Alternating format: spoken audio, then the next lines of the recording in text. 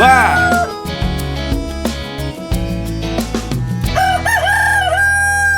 Minha diretoria, sejam bem-vindos. Onde hoje, Camila? Estamos aqui na Taurus, muito felizes e honrados de estarmos aqui com o senhor Salésio, diretor CEO aqui global de uma empresa de capital aberto gigantesco, que com certeza vocês já ouviram muito falar.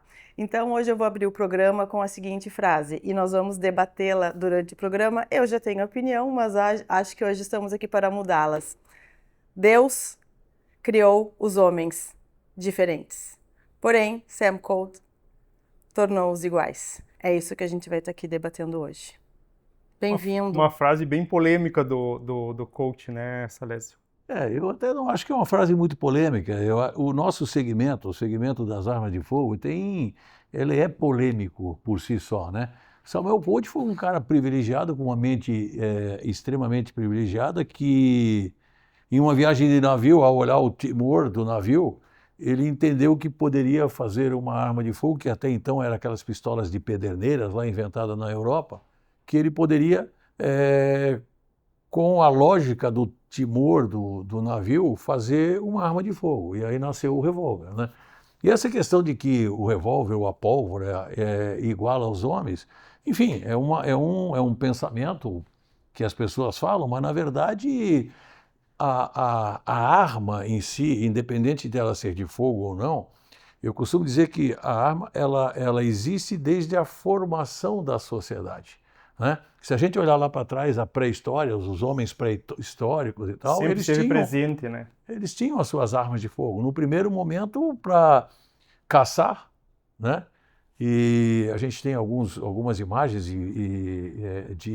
do homem pré-histórico, de ele trazendo a namorada dele assim carinhosamente pelos cabelos, né? Assim, então, e aí ele naquela residência dele, ele tinha uma arma que era uma lança, uma pedra, enfim, alguma coisa que protegia a esposa dele, a família dele. E aí foram se multiplicando essas ocas, enfim, essas casas, né, que não eram casas ainda.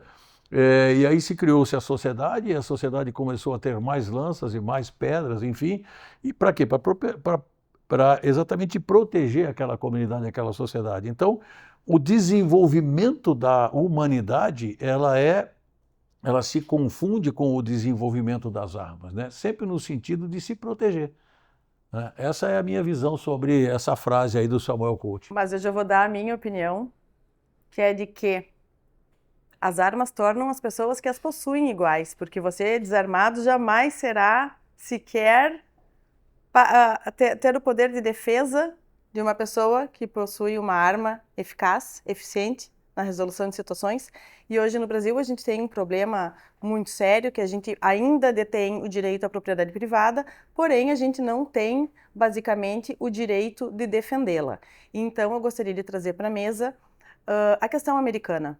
Não apenas a questão americana, como a questão suíça. A Suíça basicamente não tem um exército, não tem um poderio estatal organizado nesse sentido, mas a população é, digamos assim, armada até os dentes. Nos Estados Unidos acontece em diversos estados, pois a legislação se adapta em cada estado, mas nos estados onde existe o maior percentual de armamento junto à população, os índices de criminalidade estão lá embaixo. Lá embaixo. O que vocês têm para me comentar sobre isso? Eu acho que em vários países fica bem claro que não necessariamente um povo armado é um povo agressivo, né? Perfeitamente. A gente discutiu isso muito aqui no Brasil em 2005, logo depois da lei do Estatuto do Desarmamento, da lei 10.826, que foi o direito de você possuir uma arma de fogo e não portar uma arma de fogo, né? Então, o referendo popular de 2005, que eu tive o prazer, o orgulho, a satisfação de coordenar a campanha do referendo de 2005, foi amplamente discutido isso, né? A arma de fogo é uma segurança a mais para o cidadão, para uma residência, enfim. Então você pode escolher ter na tua residência uma cerca elétrica, um cachorro, você pode contratar segurança armado e você pode ter uma arma de fogo, né? O que a gente sempre diz é o seguinte: você ter uma arma de fogo, você tem que ter muita responsabilidade. Por quê? Porque em algum momento você vai ter que utilizá-la. E normalmente o que a gente vê de exemplos, vários exemplos, é que a arma de fogo você não pode reagir, você tem que agir. Então, quando você tem uma arma de fogo, quando você ou possui ou porta uma arma de fogo, você tem que, primeiro, estar treinado, preparado emocionalmente para a hora e o momento que precisar utilizar. Se ele for surpreendido com uma arma, a reação não é favorável a quem está reagindo, e sim a ação. Então você tem que ter uma arma e estar preparado para uma ação. Evidentemente que você tiver que reagir, é óbvio, a situação não é tão favorável, positiva, mas vai ter que fazer também, obviamente, mas para isso você precisa de quê? Treinamento, muito treinamento. Então, a gente fala, por exemplo, dos Estados Unidos. Os Estados Unidos é o país no mundo que tem a maior liberdade para a utilização de arma de fogo, você comentou agora.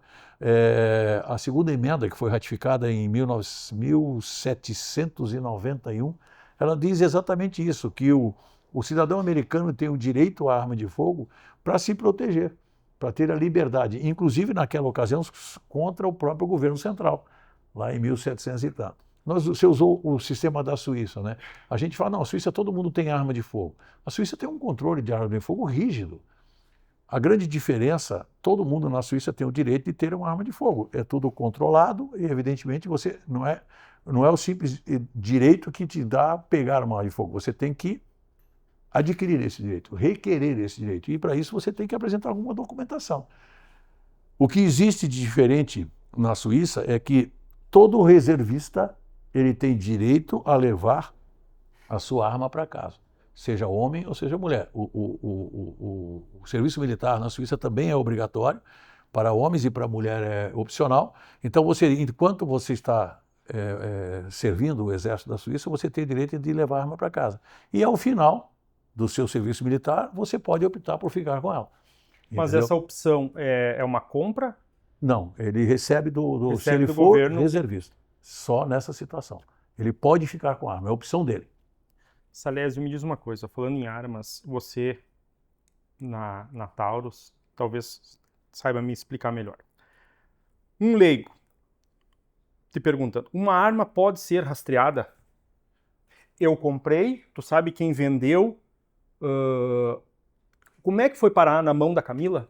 Como foi parar, a gente não é difícil, não sei se não é tão lógico, mas toda arma de fogo tem pelo menos 3 numerações nas peças importantes, né? Inclusive o nosso sistema de fabricação, ele checa essas 3 operações. Você não pode ter uma peça com um número e outra peça com outro número. E isso tem um controle. A hora que você adquire essa arma, esse número está atrelado à tua pessoa. Se você transferir ela para alguém, vai ser... E se ela aparecer em algum lugar, ela é rastreável. A arma X, normalmente, isso você tem hoje um sistema na Polícia Federal, né, ou no Exército, dependendo da categoria. A grande maioria hoje já está centralizado na Polícia Federal, 90%. E pelos sistemas, como o nosso sistema no Brasil, ele nem sempre foi integrado. Então você teve sistemas nas polícias civis, depois você teve o Sinarme, que centralizou tudo na Polícia Federal, mas você tem os CACs, colecionadores, atiradores e caçadores, que tinham um controle pelo Exército, hoje se centralizou na Polícia Federal, mas essa colcha de retalhos, ela não está hoje 100% unida. Então, muitas das vezes, a própria autoridade, ela consulta o fabricante para quem foi vendido a arma X. E aí nós temos os registros, todo fabricante de arma de fogo tem os seus registros, e a gente dá as informações. Então, quem comprou? Quem comprou foi a loja fulana de tal, que vendeu para o ciclano de tal. Então, existe uma rastreabilidade. Existe uma rastreabilidade de 100%. Eu te pergunto. Inclusive, só para não te cortar, normalmente as perícias conseguem identificar o número da arma, mesmo que ela tenha sido tentado adulterá-la, raspar, enfim. Por meios científicos você consegue chegar ao número original dela. Eu te pergunto isso porque tem aquela máxima em que vai parar na mão do crime, né? Então, já se tem ideia dessa arma do crime, de onde que ela vem? Isso é uma falácia muito grande, né? Porque você pega essas pesquisas baratas e normalmente encomendadas por ONGs que têm um objetivo, e cada um tem o seu objetivo e é livre, nós somos ainda um país livre, né? E você cria umas verdades. A arma que mais está no crime é o revólver 38. Né? Aí você começa a buscar as estatísticas, quer dizer, qual é a maioria dos crimes que são elucidados no Brasil? Exatamente o crime de botequim. Agora, o crime organizado, você não consegue investigar. De onde estão as armas do crime organizado? Onde é que você investiga? Qual é o Não, e crime organizado que é investigado até o final? Essa colocação de que a maior parte da arma do crime é o 38 não condiz nem com o nosso imaginário. A gente que vê televisão todos os dias e vê a imagem do favelado, não de todo favelado, mas dos atuantes dentro do tráfico no morro, ninguém imagina eles com um 38 na cintura. A gente imagina eles com um rifle nas costas, não é? E não Um é nem armamento imaginar. muito Vamos mais pegar o pesado. caso específico do último evento que teve no Rio de Janeiro, que foram apreendidas 100 e poucas armas de fogo. Primeiro, não tinha uma arma de fogo nacional. Segundo, não tinha um revólver 38. E nenhuma Eram nem tudo sequer fuzis. passou por legalização, né? Exatamente. Contrabando. Então não tinha nenhuma arma desviada de CAC, não Essa tinha era nenhuma arma aí que eu queria desviada chegar. do cidadão comum, não tinha nenhuma arma desviada da polícia do Brasil, tinha, enfim, eu não lembro exatamente, mas basta a gente buscar as reportagens, tinham de países vizinhos nossos aqui, inclusive com brasão de país, não tinha nenhuma arma nacional. Então, isso é uma falácia, essa questão de arma de fogo, e esse debate, a politização desse assunto leva as autoridades, e, enfim, leva as pessoas sérias cada vez mais distante do problema. Com essas estatísticas forjadas, você pega e faz um levantamento de qual é o índice nosso de elucidação de crime no Brasil? Menos de 10%. Quais são os crimes que são elucidados no Brasil? Aqueles crimes mais comuns, mais fáceis, que não tem nem como você esconder. Ele por si só já está investigado, entendeu? Agora, quando você passa para crimes complexos e tudo, você não tem estatística, entendeu? E outra, como é que você vai dizer que as armas que estão na mão do bandido são armas de 38 ou arma de fabricação nacional e tal? Quer dizer, você está entrevistando o bandido e pergunta que arma que você tem, e aí ele diz e você faz uma estatística. Então, isso a gente tem que levar muito a sério. O nosso assunto é extremamente sério. Nós somos uma empresa, a indústria de armas e munições no Brasil, são empresas estratégicas de defesa, Com que certeza. são controladas e são utilizadas como uma posição de reserva das Forças Armadas para um possível conflito, para a soberania nacional. Então, enfim, isso tem que ser contextualizado nesse contexto, né? Isso tem que ser analisado, perdão, nesse contexto. E não nesse contexto de estatísticas e de lados opostos, você é a favor ou contra. Não é essa a discussão. E isso eu trago de novo para a questão do referendo popular. Quando a gente estava discutindo o referendo popular, a gente não estava dizendo se você tem que ter uma arma de fogo ou não tem que ter uma arma de fogo. A gente dizia o seguinte, você é a favor ou contra o direito de ter. Você não precisa ter uma arma de fogo. Tanto é que nós tivemos 65% da população brasileira, algo em torno naquela época de 40 milhões de brasileiros, se não me falha a memória, que votaram sim ao comércio de armas e munição. Nem por isso 40 milhões de brasileiros adquiriram arma de fogo. Porque a gente dizia o seguinte, você não precisa ter uma arma de fogo, você não pode tirar o direito de quem precisa. Essa é a Quem questão. quer ter, né? E aí vem essa questão, exatamente a minha e do Cristiano, porque no momento as pessoas devem estar se perguntando por que a gente está fazendo um programa sobre armamento num programa que fala basicamente sobre agronegócio e sociedade. As nossas fazendas, nossas lavouras, nossa propriedade privada encontram-se fora do alcance da defesa estatal. Então, precisamos ter um mecanismo, meios de defesa, porque muitas vezes não é apenas os indivíduos do crime organizado ou do crime desorganizado que estão atrás dos agricultores, das nossas posses, das nossas propriedades, mas eu também vejo muito como a questão do respeito do Estado para com o cidadão. No momento que o Estado também... As pessoas tendem a acreditar... As pessoas se afastaram muito, Salésio, do mundo real, que eu chamo, por exemplo... na cidade todo mundo consome carne. Já fizemos vários programas sobre o consumo de carne. Agora, se tu falar em abater um animal, as pessoas ficam sensibilizadas imediatamente. Só que, para comer o animal, é preciso abater o animal. Para poder se defender, é necessário que haja a arma. E muitas vezes eu te falo assim, não apenas se defender do bandido que vai atrás de mim, mas de um outro tipo de bandido que se forma facilmente na sociedade, que é o banditismo do Estado contra o próprio cidadão. A gente vê em inúmeros momentos, agora está caindo o regime no Irã, onde o Estado fez da sociedade sua vítima. Talvez, se a sociedade fosse um pouco mais organizada, possuísse mecanismos de defesa, contra também a tirania estatal, é assim que eu vejo o indivíduo que não pensa em se armar, que perdeu o contato com a realidade, que tem medo do abate de um animal, que tem medo de possuir uma arma, ele fica acima dele o Estado, abaixo dele o crime e ele ali no meio completamente indefeso. Isso é perfeito. Inclusive, a nossa legislação atual, inclusive, prevê, e a gente discutiu isso muito nos anos, em todos os anos, desde o Estatuto do Desarmamento, que é a questão de você ter a posse da arma numa propriedade rural. Até muito pouco tempo atrás, você só podia ter a posse na sua residência numa propriedade rural.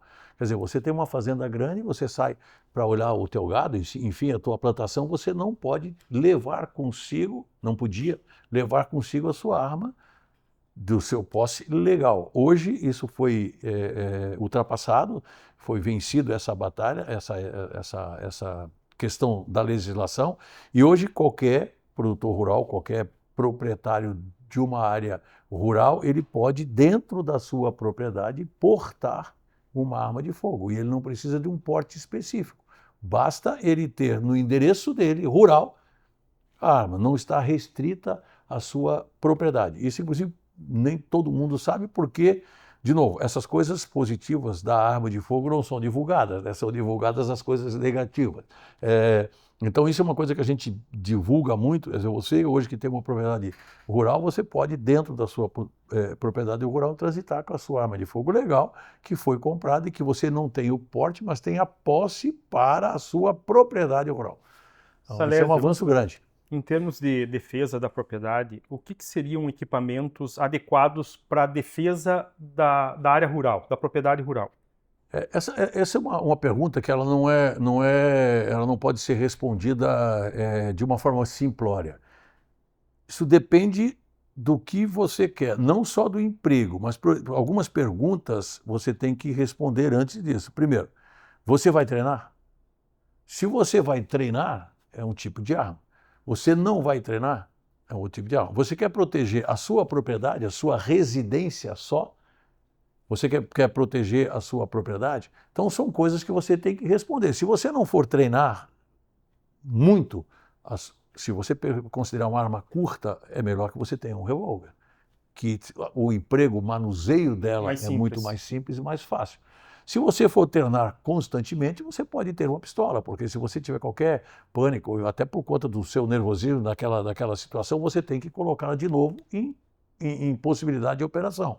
Você pode querer uma arma longa, porque, primeiro, você não precisa ter ela junto de você, ela talvez te dê um poder intimidatório maior também. Então você pode ter uma calibre 12. Entendeu? Então, enfim, dependendo, não é só a tua escolha em si, é o que você vai fazer com aquela tua escolha. Eu vou querer treinar sempre. Ok, você pode ter uma pistola tranquilamente. Eu não vou treinar muito, eu quero ter uma arma que a hora que eu precisar ela vá funcionar. Né? Durante os anos, eu usei muito um exemplo prático. Né? A arma de fogo, ela não pode ser comprada e guardada e esperar o momento que você vai utilizar. Isso seria mais ou menos a mesma coisa de você casar, resolver ter um filho, comprar um carro, colocar na garagem e deixar esperando 9 meses para quando a sua esposa estiver aí para a maternidade, você pegar o carro para levar ela para a maternidade.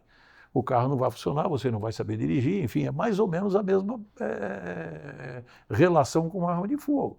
Você precisa saber usá-la e principalmente como usá-la. E sem nunca perder as regras de segurança, os princípios básicos de segurança de uma arma de fogo. E uma manutenção, falando em tu ter o equipamento, ela precisa de manutenção, como tu mesmo falou. O que seria uma manutenção básica para tu manter o equipamento ele operacional? Sempre que você utilizar arma de fogo, você tem que limpar, fazer a limpeza de primeiro escalão da arma. Isso é básico. Não é difícil, é normal, é uma manutenção de primeiro escalão. O manual de todas as armas ensinam você a fazer uma manutenção de primeiro escalão.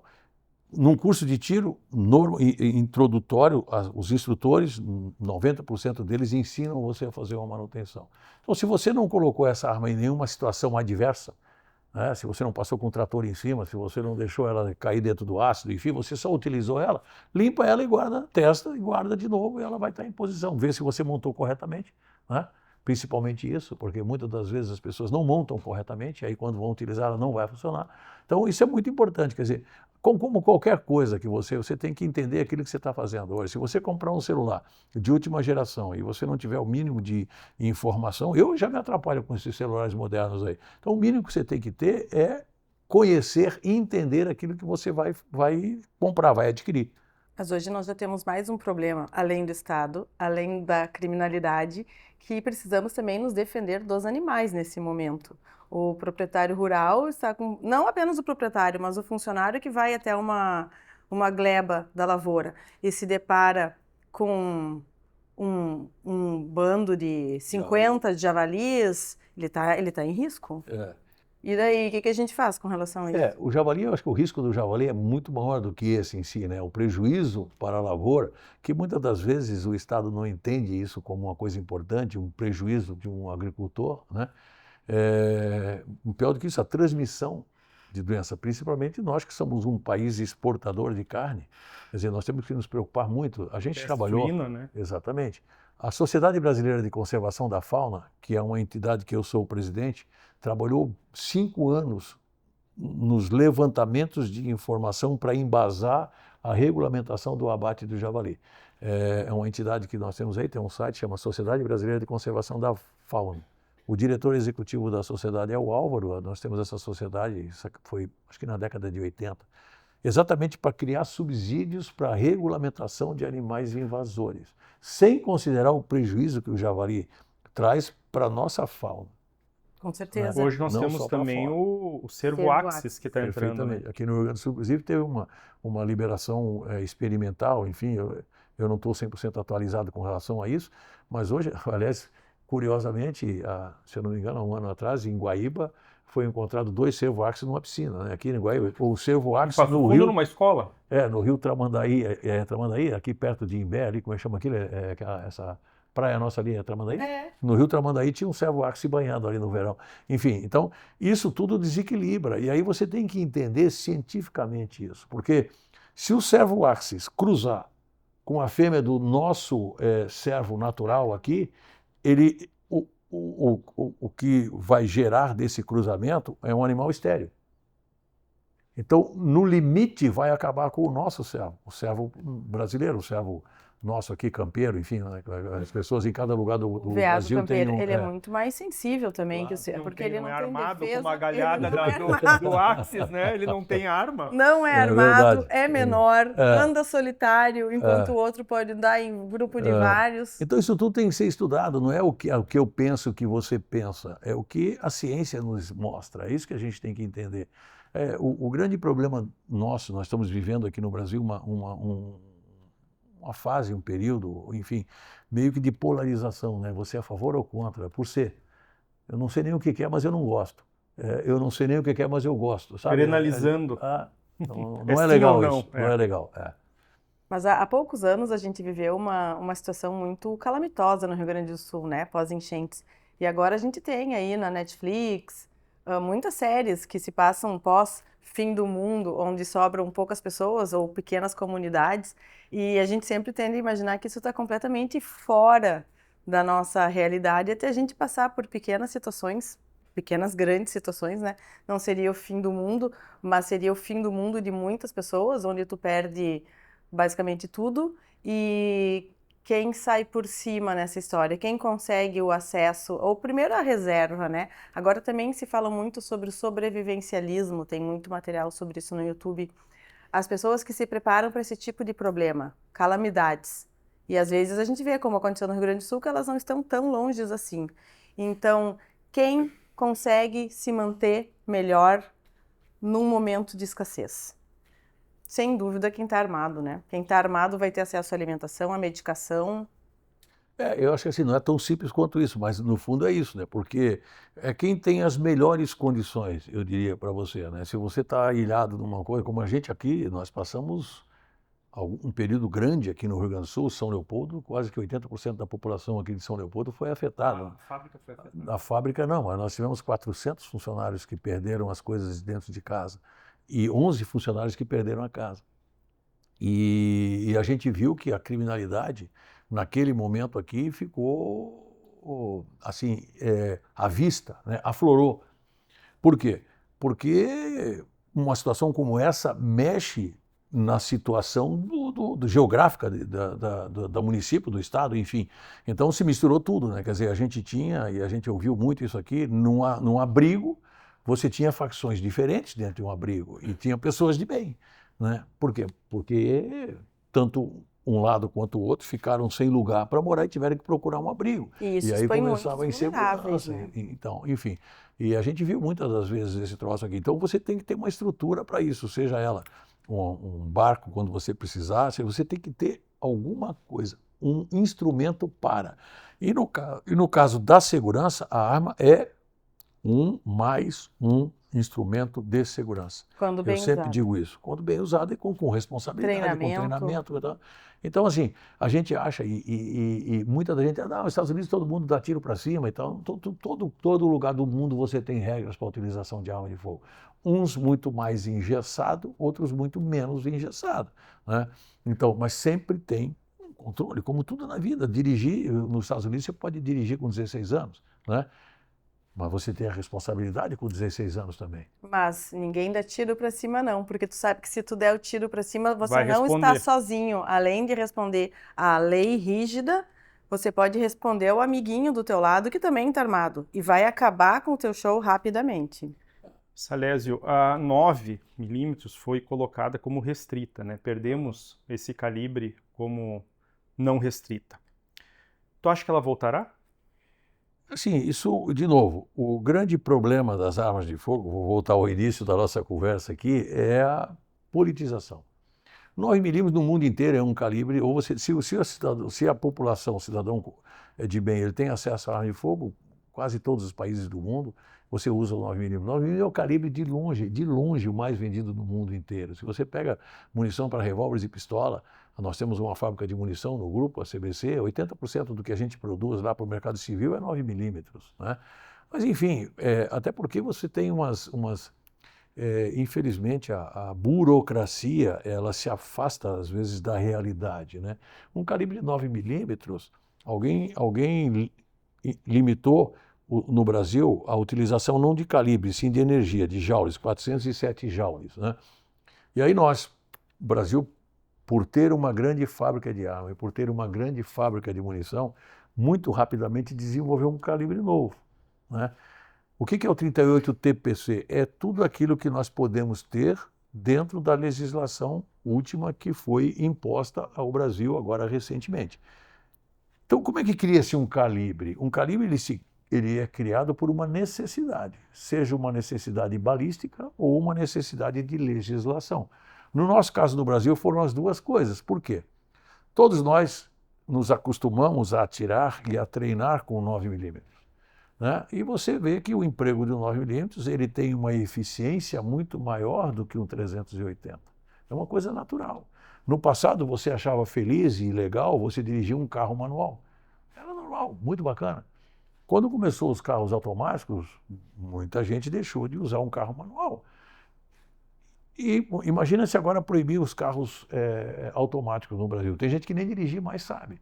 Então você adquire um hábito, e o brasileiro adquiriu o hábito de consumir o 9mm. E a Taurus, por intermédio da G2C, popularizou o 9mm no Brasil. Com treinamento, com responsabilidade, enfim, nós temos instrutores no Brasil inteiro. Bom, a legislação nos obrigou a desenvolver um calibre que pudesse respeitar o limite de 407 joules, mas que tivesse uma energia maior para a defesa. A gente sabe que lá atrás, quando você se defendia com um calibre 22, depois com 635, depois com 765, o crime era diferente. A necessidade de você parar o teu opositor era menor. Mas depois do efeito das drogas e tudo mais, você tem pessoas completamente alucinadas e fora de si. O próprio teu sistema nervoso, ele está numa outra frequência que você precisa de algo mais forte. Então, isso naturalmente não aconteceu no Brasil, isso aconteceu no mundo inteiro. Então, nós temos do 22, 635, 765, 38, 32, enfim. 380 era o maior calibre que nós tínhamos no Brasil.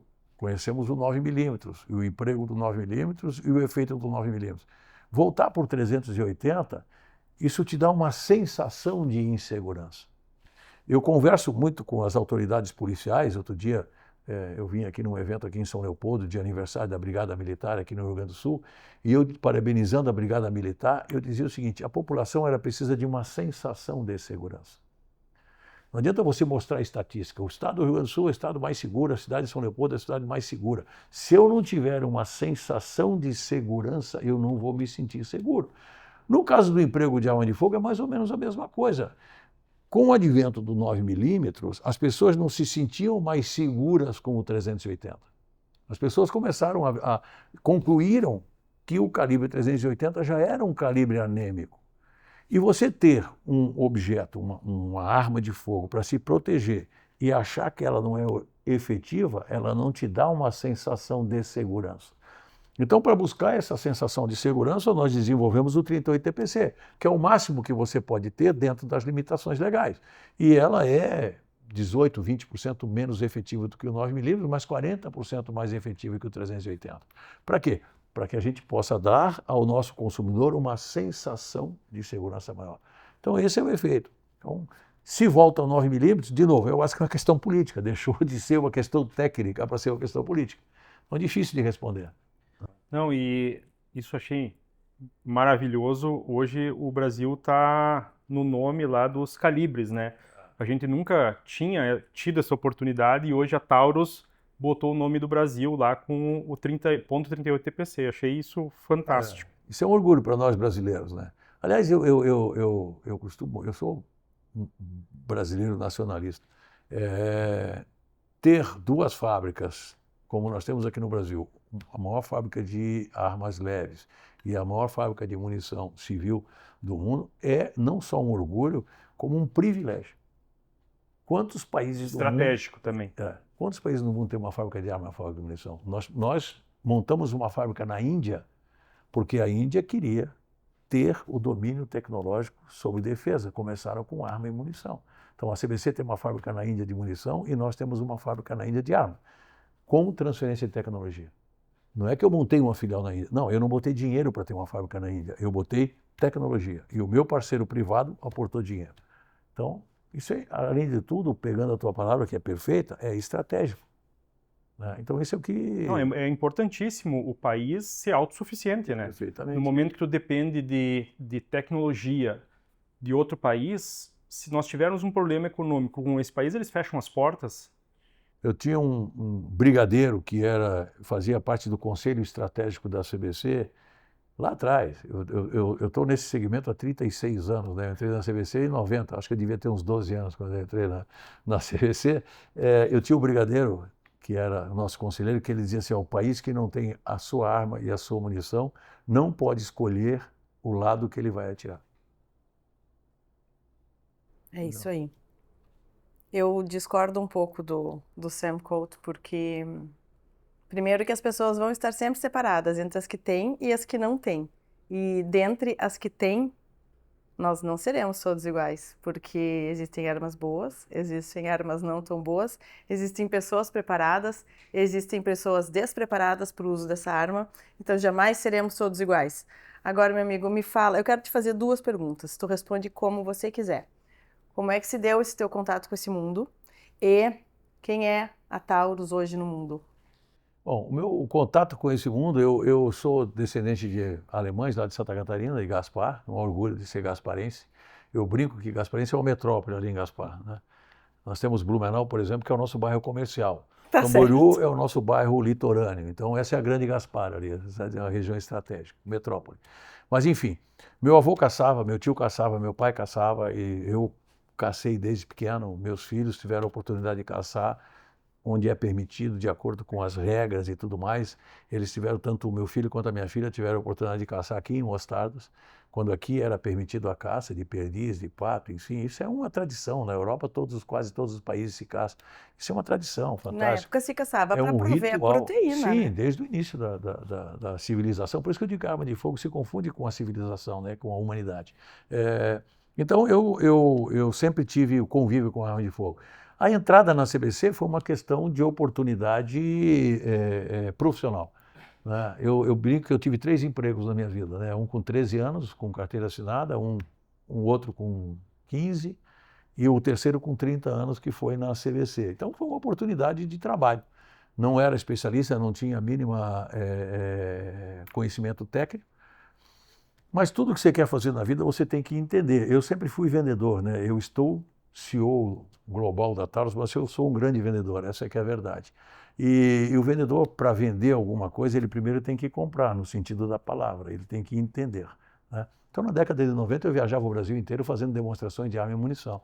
Como a gente não tinha inteligência artificial, como a gente não tinha internet, não tinha a fonte de pesquisa nossa, era a revista Magnum aqui no Brasil e uma enciclopédia Barça. Barça, eu né? ainda tenho todas as Barças guardadas.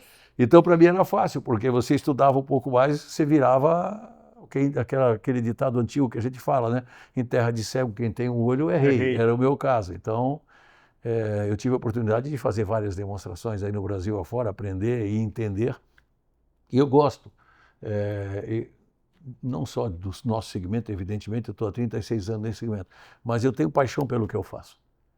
Tudo que a gente se propõe a fazer tem que fazer com dedicação e intensamente, né? Eu sou um cara muito intensivo. Isso foi, inclusive, o que aconteceu na Taurus, né? Quando eu assumi a Taurus aqui, a gente tinha uma possibilidade muito grande de sucumbir. E hoje nós somos, agora para a segunda pergunta sua, hoje nós somos a maior vendedora de armas leves do mundo e a marca mais importada pelos americanos. Importantíssimo, é o maior mercado do mundo, né? O mercado mais maduro, mais conhecedor, né? Então essa é a Taurus e esse é um pouco do Salésio. Vai. E agora temos muitas empresas, pela situação política, econômica, que estão saindo, tirando as operações do Brasil. Como é que está a Taurus nesse sentido? Nós tivemos uma ameaça grande com essa questão das taxas, né? Que, de novo, não foi uma coisa razoável, né? Graças a Deus as taxas caíram agora recentemente. Mas a Taurus a Taurus, sobre a minha gestão, ela tem uma característica muito forte, uma característica de se adaptar muito rapidamente às situações, se antecipar aos problemas. Então, quando a gente começou a se discutir taxa no mundo, somente pelo presidente americano, falávamos lá em maio em 10%, a gente já começou a tomar algumas providências. Vamos fazer estoque nos Estados Unidos. Logo em seguida, quando foi aprovado as taxas, a gente já diminuiu o preço de transferência, porque nós temos uma vantagem, né? A Taurus tem uma fábrica nos Estados Unidos há 43 anos. E nós temos junto com a fábrica um depósito. Nós fazemos a produção no Brasil, a produção nos Estados Unidos e distribuímos as duas produções por uma distribuidora Taurus que fica nos Estados Unidos hoje, na Geórgia, junto com a fábrica. Então a gente diminuiu o preço de transferência entre as duas empresas, evidentemente respeitando as questões tributárias brasileiras e americanas, e para minimizar o efeito da taxação quando essa arma entrasse nos Estados Unidos. E começamos a comercializar dessa forma. Logo em seguida, a arma que mais vende nos Estados Unidos são pistolas da família G. Começou lá atrás com a G2C, que foi a arma mais vendida no mundo na sua categoria, na categoria de uma arma portátil. Nós vendemos aproximadamente 3 milhões de armas de fogo de uma categoria. É arma né? pra caramba. G2C. Então é comum você chegar nos Estados Unidos, principalmente em Miami, com uma camisa, como eu sempre viajo com a camisa da Taurus, Taurus, G2C, GX4. É comum isso na polícia de fronteira ali, enfim. Na alfandegária, perdão. Então, logo em seguida, a gente começou a transferir para os Estados Unidos a montagem da família G lá. Então eu fabricava os kits aqui para minimizar ainda mais o efeito da taxação sobre o preço de transferência. Eu não estava mais transferindo arma e sim peças, né? E agora caiu, eu já trouxe de volta a produção de revólveres, por isso que eu digo que a Taurus é muito rápida nessas decisões, eu já estou produzindo aqui no Brasil os revólveres aqui. Agora, provavelmente eu não vou trazer a produção de pistola para o Brasil de novo, eu vou deixar... evidentemente que isso tudo é uma questão de custo, eu estou atualizando os meus custos lá nos Estados Unidos de uma forma mais organizada, porque ela foi... Por que eu digo mais organizada? Porque toda essa questão da taxação foi muito rápido. Então, quando você tem uma taxa de 50%, você não precisa fazer muita conta. Não cabe 50% de taxa numa comercialização de um produto, né? Não cabe. Então, a decisão é muito rápida para se tomar. Agora, com 10% eu preciso fazer conta. Mas, em igualdade de custo, eu vou manter a montagem das pistolas nos Estados Unidos. Por um princípio básico. Uma empresa do tamanho da Taurus, que nós vemos aqui, ela não pode ter tanta instabilidade. O nosso país hoje não nos dá nenhuma segurança jurídica.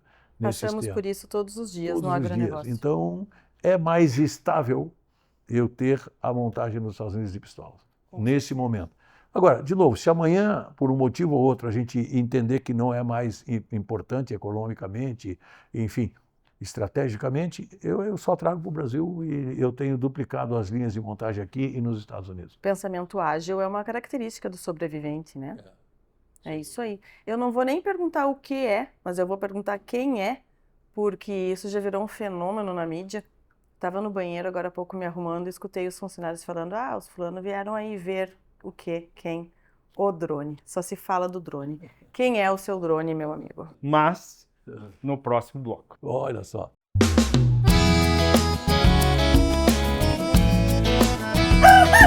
Agrobar!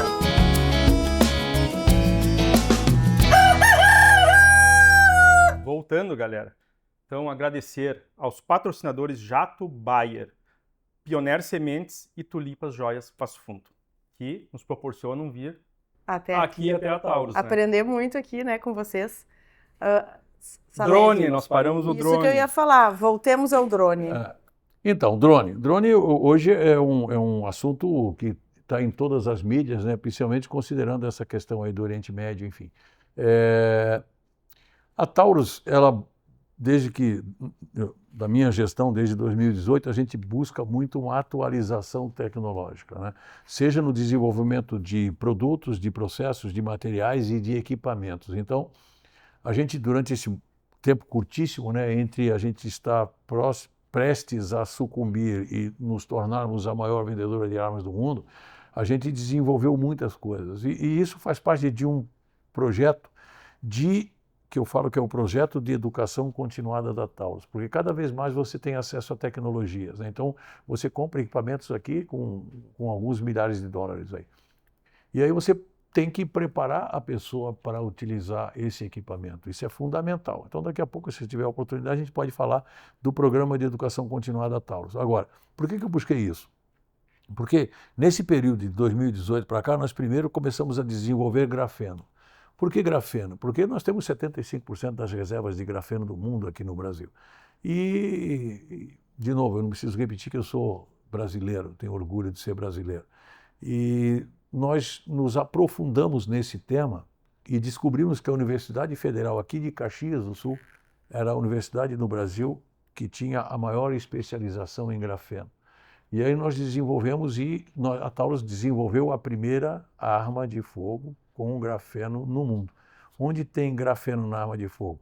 Em todas as partes de polímero injetadas e na cobertura dos metais, no tratamento superficial dos metais. Nós fizemos isso junto com uma empresa que faz um produto que chama Cerakote, que você aplica para um tratamento superficial dos metais. E em todas as peças de injeção de polímero. Logo em seguida, nós começamos a partir para o nióbio. Nióbio, então, o polímero ela te dá muito mais tenacidade, ele te aumenta a resistência e diminui o peso.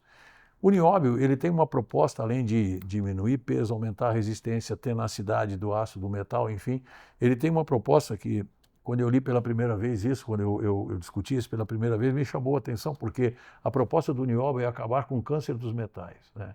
O que é o câncer dos metais? Oxidação, ferrugem. Tão simples quanto isso. Então, isso em laboratório você já tem. Nós estamos descobrindo isso na prática. E você sabe que o desenvolvimento de tecnologia, a inovação, ela é cara. Com certeza. Né? Porque você faz isso em termos laboratoriais, até isso virar na linha de produção em série. Então, e nós temos uma outra característica que nós injetamos metais.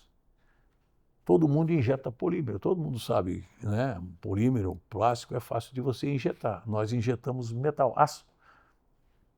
A gente faz um processo de injeção e no final da conta no final do processo, você tem uma peça em aço injetada. Então todas as peças geometricamente complicadas de uma arma de fogo da Taurus são injetadas. Você tem muito mais custo, muito mais produtividade, porque tudo sai igual enquanto a tua ferramenta estiver em condições de uso, obviamente, né? Então você tem um controle absoluto e um custo muito menor do que se você fosse, por exemplo, usinar essas peças pequenas, enfim. Às vezes muito tempo para conseguir chegar naquele... Perfeitamente. Então você, a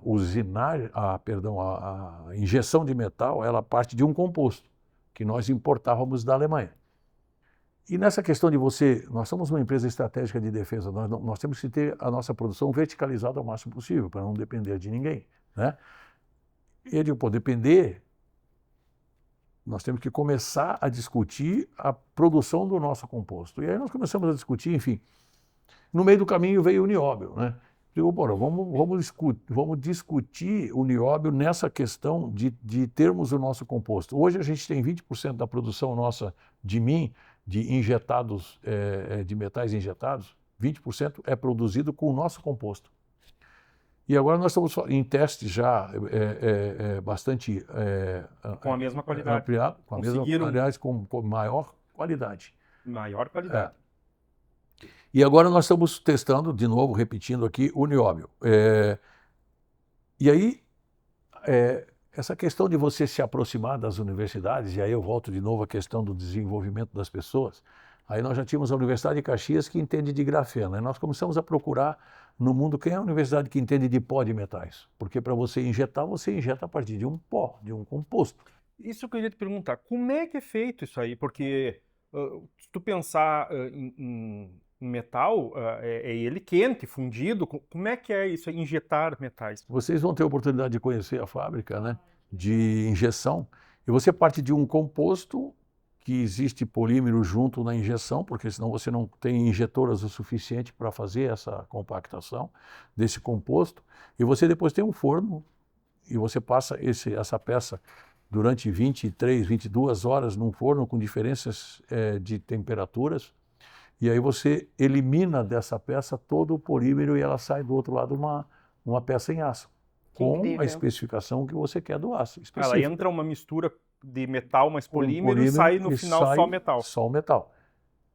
E na especificação daquele aço. Um processo de queima? Específico. Evaporação, né? Evaporação. Por calor. E é um negócio que vocês vão ver isso. Quando entra a peça no forno, você quebra a peça. Ela é mole.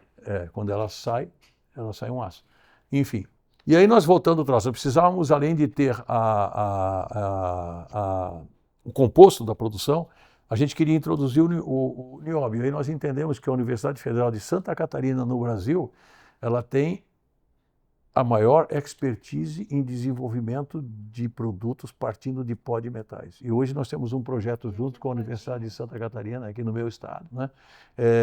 Aliás, os catarinenses têm uma expertise diferente, né? E hoje nós estamos já produzindo peças com nióbio. De novo, nós temos 95% das reservas mundiais de nióbio. Mas não conseguimos acessar, né? Mas isso é outro papo, outra conversa. Mas, enfim, acho que eu respondi. E o drone? O drone, isso. Porque a gente quer saber muito do drone. Vamos voltar para o drone. A estrela do momento. Divaguei pra caramba para criar esse momento assim de expectativa, né? Mas, enfim, durante todo esse processo de desenvolvimento de tecnologia, nós chegamos a uns 4 anos atrás a uma constatação. 4 anos atrás.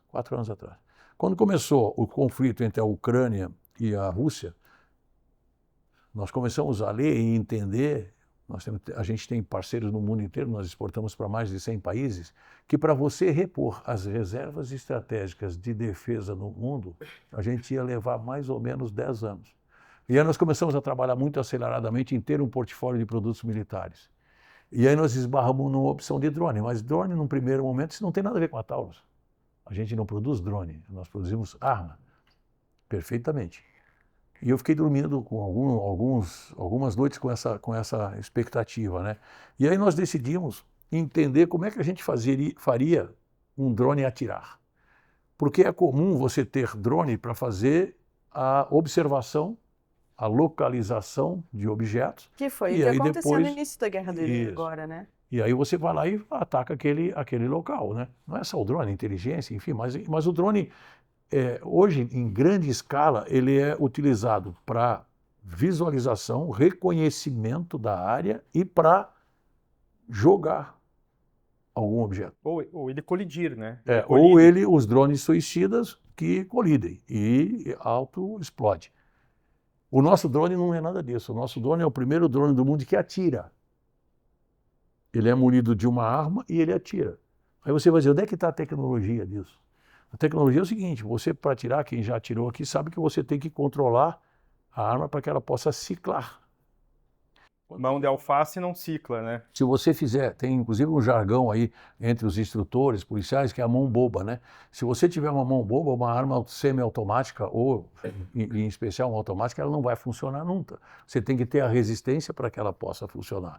E aí é que é o desafio. Porque a hora que você vai ciclar a arma, o drone vai fazer isso, não vai ciclar arma nenhuma. Bom, ok, a primeira barreira a ser vencida é a estabilidade do drone. E a segunda, a precisão. Então nós desenvolvemos o que vai entre o drone, que não é fabricado pela Taurus, e a arma que é fabricada pela Taurus. A junção entre os dois é uma tecnologia nossa. Nós somos o primeiro drone do mundo que atira. E atira o quê? Você atira com uma arma de mão, uma pistola, ou com um fuzil, uma submetralhadora, até calibre 7,62. 762, eu queria trazer esse assunto. No nosso drone, né? Evidentemente que se amanhã você tiver um drone maior, você pode tirar de .50. Eu gosto muito da temática da guerra, uma coisa, porque eu sempre tive muito claro na minha cabeça que quem tem o poder de vida e de morte é que decide qualquer coisa. Então a arma, ela sempre esteve, né, nos grandes conflitos.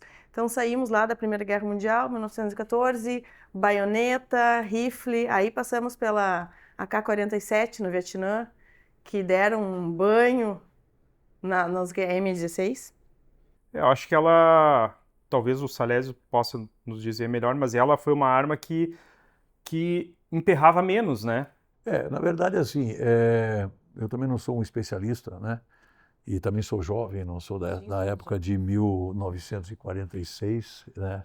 Mas, enfim, o AK-47 foi desenvolvido em 1946, 47 e foi utilizado pelo exército soviético em 49, mais ou menos.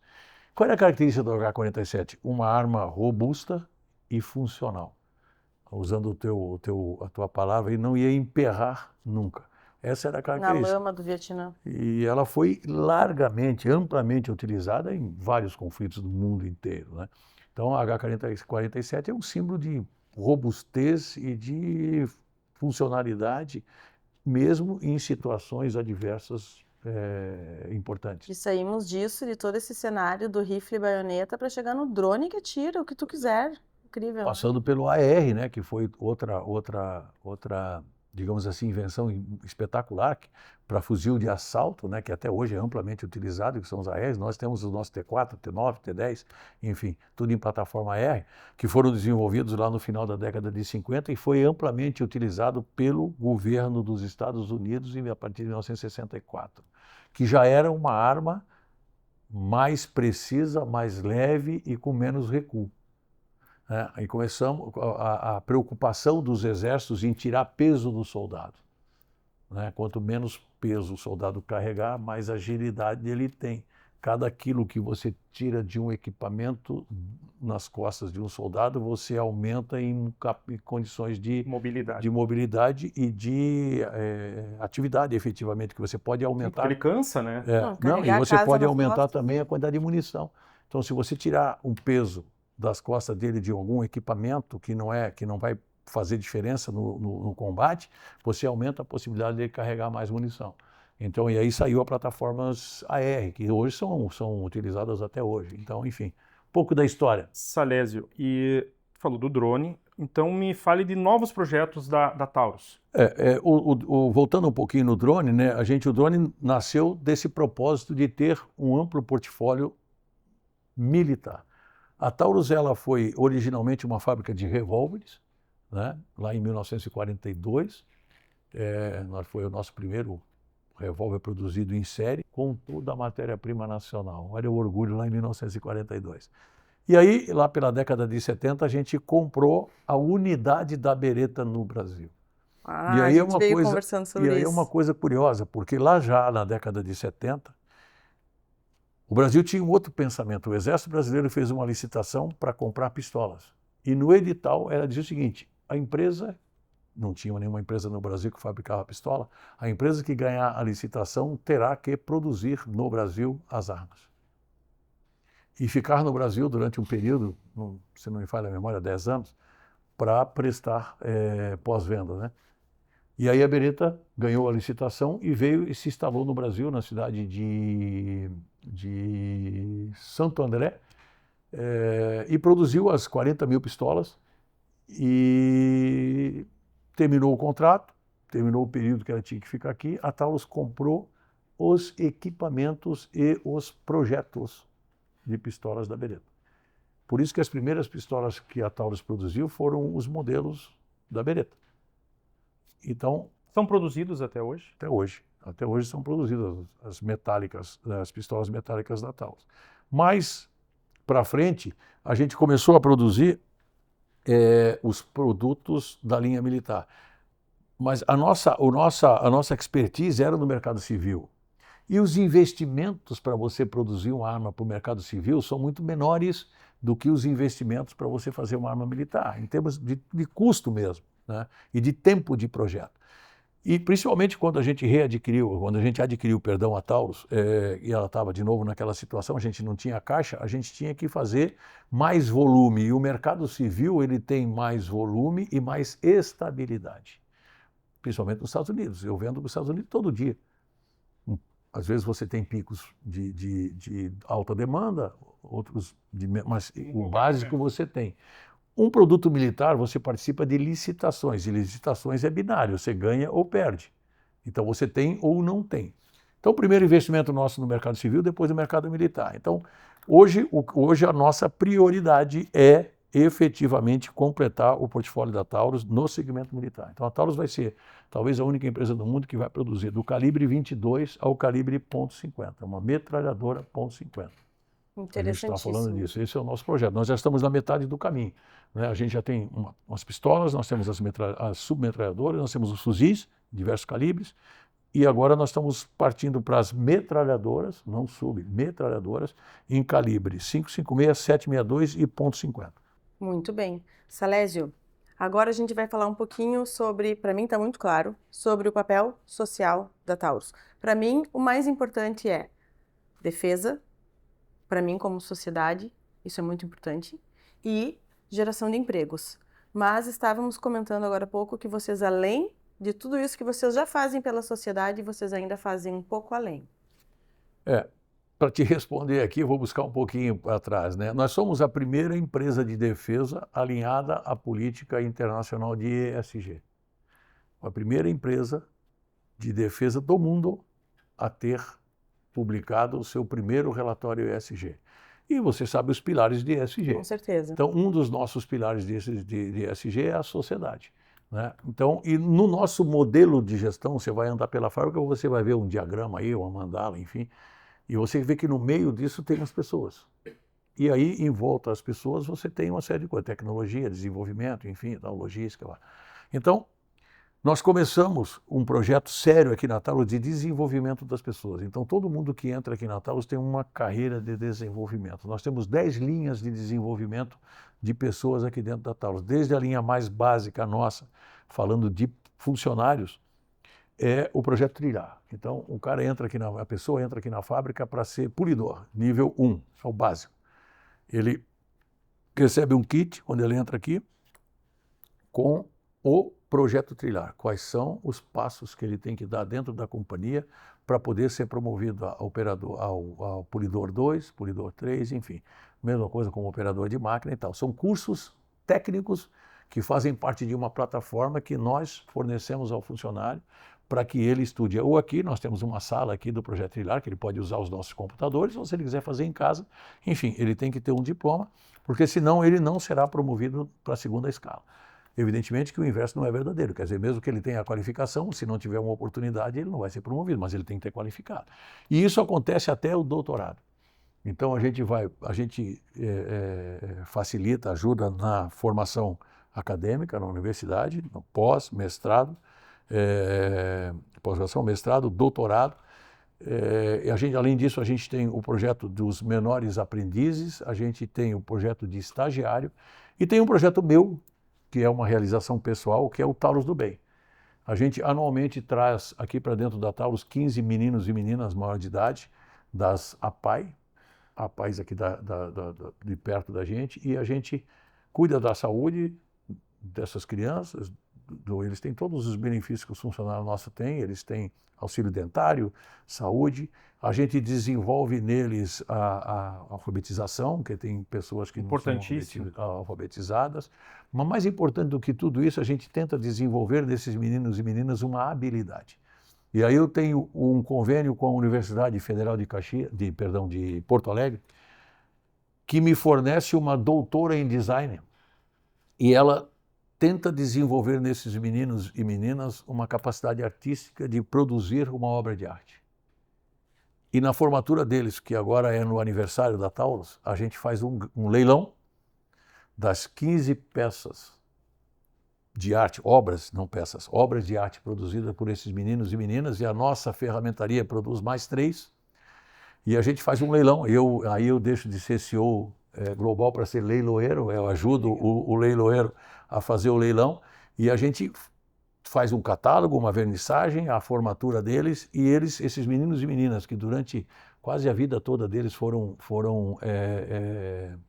isolados ou preteridos pela sociedade, tem pelo menos uma noite de artista, né? São artistas, e a gente vende essas peças, 50% do valor angariado vai para o autor, né? O artista, na verdade, e 50% para a APAI, para a instituição, porque a gente sabe que a APAI tem outros meninos e meninas que a gente não consegue absorver aqui. Então, isso é muito importante, e isso dentro da nossa classificação, a gente diz, do nosso entendimento, perdão, a gente diz assim, ó, isso é um pouco que a gente tem, a missão da Taurus de devolver para a sociedade aquilo que a sociedade traz para a Taurus aqui em São Leopoldo, enfim, no Brasil, no mundo inteiro. É isso aí. Falando em ESG, e para nós é importante falar, a gente já sabe, mas como é que está a questão da relação da Taurus com o meio ambiente? Nós temos um privilégio aqui na Taurus, né? Mesmo com toda essa situação financeira e econômica da companhia que a gente encontrou aqui, a gente não tem nenhum passivo grande em termos de meio ambiente. Eu sempre digo que todo lugar no mundo que teve a presença do ser humano, ela tem alguma alteração no meio ambiente. Impossível não haver, né?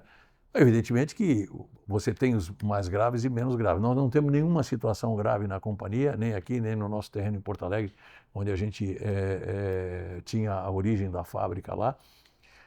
Mas tem aquilo que todas as empresas têm, e a gente tem uma área aqui dentro, exatamente até por conta do ESG, nós temos vários compromissos com a pauta ESG. Nós, nesse momento, estamos editando a terceira edição, o terceiro relatório de ESG, onde a gente já está prestando contas dos nossos compromissos sociais, ambientais e de governança. Então, realmente, a Taurus tem uma preocupação. E quando a gente fez o primeiro relatório, e a gente começou a medir, né, essas 3 áreas, a área que melhor se ajustava à política de ESG, por incrível que pareça, era a área de meio ambiente. Então, sempre houve uma conscientização da Taurus, mesmo no passado, com essa questão do meio ambiente. Salésio, me diz uma coisa. Novos equipamentos que eu te perguntei, tu falou do drone. Eu vi a GX4, que é um lançamento que foi ano passado... 3 anos atrás. 3 anos atrás. Nós lançamos esse ano passado a GX4 em calibre 380. Isso. Mas a plataforma foi lançada há 3 anos atrás. Tem plataforma nova a ser lançada? Nós lançamos recentemente a TX9, que essa família é a da primeira. 22? Ela foi inspirada na TX22, que é um sucesso hoje nos Estados Unidos. A arma em calibre 22 mais vendida nos Estados Unidos é a TX22. Ela foi inspirada na plataforma da TX22. Evidentemente que a TX22, a base do chassi da arma é alumínio, não é o caso da TX9, que ela é completamente fabricada em aço e polímero, né? E a TX9 ela veio com uma plataforma direcionada ao mercado militar policial. Então, já nesse processo de desenvolvimento de uma arma policial militar. Então, nós lançamos recentemente, em janeiro, a plataforma TX9 e a nossa RPC, que é uma submetralhadora mais compacta e mais leve do mercado mundial para as forças policiais e militares. Esses foram os lançamentos recentes e agora, na semana passada, nós fizemos uma live de lançamento da TX-38 TPC, que é o nosso calibre, o calibre brasileiro, né? Então, essas são as grandes novidades. Durante o ano nós vamos ter outras novidades. Isso é uma característica da Taurus. Quem investe muito em tecnologia tem essa característica. Você sempre tem na prateleira alguma coisa para lançar. Evidentemente que, às vezes, a gente é atropelado por uma necessidade específica, né? O drone não estava na prateleira para ser lançado, nós fomos atropelados. E como eu, apesar de não ser engenheiro, eu gosto de invenção, de desenvolvimento, de tecnologia, e a gente tem aqui aproximadamente 200 engenheiros que foram formados pela gente, nós temos doutores formados, doutores que estão em formação, então eles vibram com isso, né? Porque um invento, uma coisa nova para o engenheiro é uma diversão, né? Não é um trabalho. Me diz uma coisa, quanto tempo leva do start de um novo equipamento até ele estar sendo produzido? Isso depende muito do produto. Se é uma plataforma nova, como por exemplo a TX9, que é uma plataforma militar, você beira aí entre 4 e 5 anos. Bastante tempo. Bastante tempo. Porque, de novo, uma arma militar ela tem que ter pelo menos ciclos de 50 mil, né? Períodos de 50 mil ciclos. O que muda de uma arma militar para uma civil? Exatamente a robustez. Você tem que se preparar para a característica de emprego, né? Uma arma civil, ela dificilmente vai dar 50 mil tiros. Uma arma, a não ser que seja um computador, um atirador. E aí, de novo, ele não vai atirar a vida inteira com uma arma só. Ela tem um desgaste dela, começa a perder precisão, perder efetividade. Você troca cana, troca mecanismo ou troca de arma, até porque, de novo, como todo esporte, né, você tem categorias e você vai se desenvolvimento. Mas o cidadão comum não dá 50 mil tiros, 5 mil tiros, enfim. Uma arma militar ela tem que ser preparada, independente de dar ou não. Ela tem que ser, no protocolo de desenvolvimento, ela tem que dar 50 mil ciclos, controlado o desgaste de todas as peças. Então você vai controlando, se ela dá um problema, você fotografa, tira raio-x dela, volta de novo, começa do zero. Então você tem que chegar a concluir 50 mil tiros sem nenhuma peça quebrada. Ou, se você tem uma peça que você chegou à conclusão de que ela vai ter que ser substituída a cada 30 mil tiros, você realiza essa informação, coloca no manual dela e você continua. Então, o processo de desenvolvimento de uma arma militar é pelo menos o dobro do tempo de um processo de uma nova plataforma no mercado civil. Muito bem. Salésio, nós estamos muito felizes de estarmos aqui hoje, mas eu fiquei sabendo que vocês não recebem apenas seres humanos aqui nas instalações. Pode me falar um pouquinho sobre isso? Nós temos uma característica da fábrica além de ser um produto extremamente controlado e um produto polêmico pela essência e principalmente pela politização do assunto, a gente tem algumas coisas aqui que são, como é que eu vou dizer, fora da curva, assim, né? Não são naturais, né? Você fez essa pergunta porque nós estávamos conversando, né, outro dia a gente encontrou aqui uma guarnição da Polícia do Paraná que trouxe os cães farejadores para testarem a capacidade e entenderem o que o cão farejador ele localiza. Se é uma arma que atirou por conta da pólvora, se é por conta do óleo de manutenção, se é por conta do metal, se é por conta só não só, mas também do visual pelo formato de uma arma de fogo. E eles ficaram com a gente aqui alguns dias, porque todo o nosso produto é controlado. Então, ao invés de você mandar uma arma que nunca atirou, uma peça de uma arma que atirou, que não teve, que tem pólvora e tal, isso dá uma burocracia tremenda. Então eles vieram para cá, ficaram com a gente aqui há um bom tempo e chegaram à conclusão deles, né? Evidentemente que não é uma conclusão racional, né? Porque o cão é um cão, né? Não é um ser humano, mas enfim, mas eles ficaram extremamente satisfeitos e a gente também por ter podido contribuir para essa, digamos assim, para a performance dos nossos cães farejadores. Que bom! Quando a gente estava chegando aqui, não é barbada entrar aqui, né, pessoal? Por isso que também estamos muito orgulhosos de termos sido aprovados. Havia 3 viaturas ali. Como é que é? Perícia tecnológica? Polícia Científica. Polícia Científica.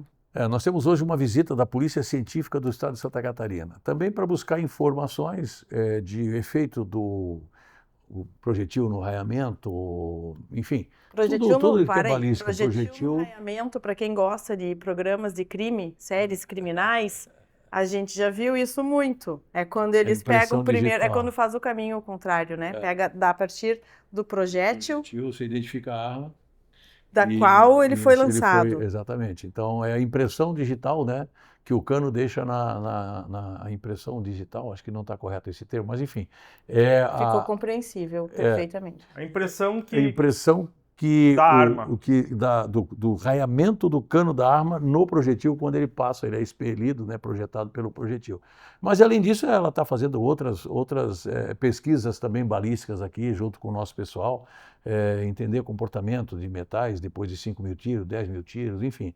Essas coisas todas que você só pode fazer numa fábrica de arma, né? Então, por isso que a gente tem aqui, vem os cães aqui treinarem, literalmente falando, até usa a polícia científica, enfim, várias operações táticas, grupamentos táticos, enfim. Quantos funcionários hoje, Salésio? Próximo de 2.000. A gente já teve 3.500 funcionários no auge da pandemia, quando explodiu a venda de armas nos Estados Unidos. Nós chegamos a produzir 10.000 armas por dia, 10.000 armas por dia, 7.000 aqui no Brasil e 3.000 nos Estados Unidos. Aqui produz mais. Aqui a nossa capacidade. Toda a vida, desde que eu assumi a gestão da Taurus, a gente considerou que no Brasil a gente deveria ter o cérebro da companhia. Então, toda a tecnologia está aqui no Brasil. Nós temos aqui o Centro Integrado de Tecnologia e Engenharia, que é a integração de todas as nossas fábricas aqui, de todas as nossas tecnologias das unidades fabris aqui no Brasil. E também a questão do desenvolvimento dos produtos e dos processos, né? Então, no Brasil, nós temos, além do CIT, que é o Centro Integrado de Tecnologia e Engenharia, nós temos também, nós consideramos isso aqui como o hub de distribuição de peça para todas as nossas unidades no mundo. Então, daqui vai peça para a Índia, para os Estados Unidos, enfim, para outras operações que a gente, no futuro, a gente vai ter aí. Então, esse é o Brasil. Por isso que nós temos digamos assim, modelo de gestão, valorizar, porque quando você centraliza tudo, você tem uma maior produtividade, você tem uma maior agilidade nas decisões. Imagina você desenvolver um produto discutindo etapas de desenvolvimento com engenheiros na Índia, com engenheiros nos Estados Unidos. Então, a gente quer saber qual é a tendência do mercado. Me diz qual é a tendência do mercado indiano, do mercado americano, manda para cá, a gente faz o protótipo, manda para eles aprovam, traz para cá de volta, está tudo aqui. As decisões são muito rápidas. E isso tudo é o impacto social da iniciativa privada fazendo acontecer no mundo, né? Isso tudo tem um impacto gigantesco para quem vive aqui, quem vive na região, quem vive lá na Índia. E quando você fala de 2.000 funcionários, você fala de 2.000 famílias diretamente, né? Se você for colocar indiretamente, nós temos aqui um condomínio de fornecedores, os principais fornecedores nós trouxemos aqui para dentro da nossa planta. Então a gente movimenta aqui mais ou menos 15.000 pessoas. 15.000 pessoas, 15.000 Direto e famílias. A indiretamente, família brasileira, por enquanto, está como uma família modelo quatro indivíduos. É um impacto enorme, hein? 60.000 pessoas impactadas. Salésio, o que poderíamos fazer para diminuir a burocracia no Brasil? Nós sabemos que no Brasil a burocracia impera, né? Acho que é uma característica nossa, né? Eu costumo brincar que nós somos fantásticos aqui na Taurus. Nós conseguimos um país mais burocrático do que o Brasil, quando a gente montou uma fábrica na Índia com transferência de tecnologia. Então nós tínhamos uma vantagem sobre outras empresas, porque de burocracia a gente entendia, né? Agora, como tudo no Brasil está evoluindo, né? Até pouco tempo atrás você demorava meses para conseguir uma emissão de um passaporte, né? Porque era burocrático, era papel para lá, papel para cá, enfim, não sei o quê. Hoje você faz tudo no sistema, né? Uma carteira de motorista hoje, se você não tiver nenhum ponto na carteira, ela é renovada automaticamente em um período, enfim. O nosso assunto, armas e munições, ele já foi muito mais burocrático, né? Agora, depois que passou para a Polícia Federal, ele está mais ágil, e a Polícia Federal, segundo informações da própria Polícia Federal, em maio eles vão inaugurar um novo sistema de gerenciamento dos CACs, dos colecionadores, atiradores e caçadores, e também do cidadão comum que vai comprar uma arma na própria Polícia Federal, no Sinarme, e não no sistema de CAC. Então, eles dizem isso que vai acontecer em maio, se não acontecer em maio, enfim, até o meio do ano, até o final do ano, mas, enfim, a hora que isso acontecer vai agilizar bastante. Agora, quando a gente fala de que o nosso segmento é burocrático, é verdade, mas também nós temos que pensar o seguinte, existem países que são mais burocratas do que a gente. O excesso de controle, ele é prejudicial. E o que é pior do que isso? Eu acho que as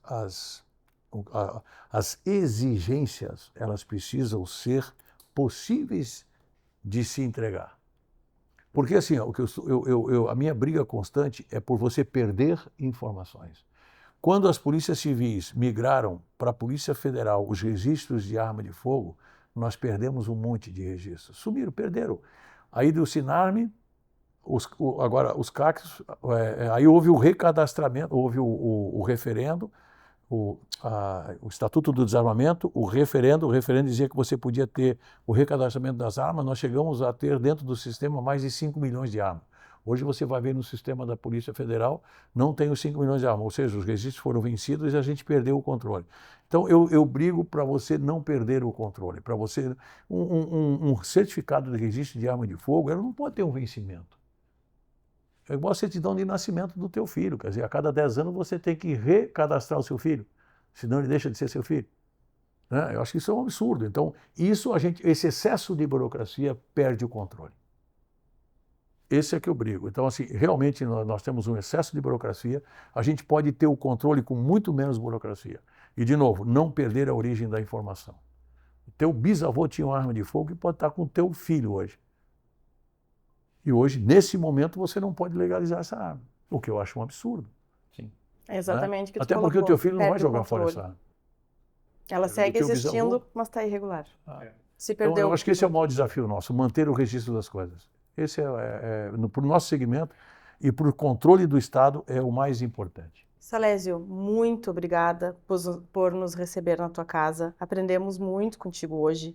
A gente sabe que teu tempo é precioso. Então, agradecemos de coração a oportunidade. Eu que agradeço a vocês, muito obrigado. Muito obrigado ao Agrobar, é isso? É isso aqui. Então, foi um prazer grande poder dividir essa hora aí com vocês e o conhecimento de vocês sobre o assunto. A Taurus está sempre à disposição. Evidentemente que existe uma burocracia a entrar aqui na Taurus, porque são óbvios os controles e tudo mais, mas a gente está sempre à disposição de vocês. Se vocês quiserem, as portas estão abertas. Muito obrigada. Com toda a segurança. Muito obrigada. Muito obrigado. Obrigado. Vamos agradecer então mais uma vez a Jato Bayer, Pioneer Sementes e Tulipas Joias Passo Fundo, e aos apoiadores AgroCerati, Produtécnica, Produza Passo Fundo, Marau e Casca e Safe Farm. Muito bem. Muito obrigado. Muito bem, obrigado, gente.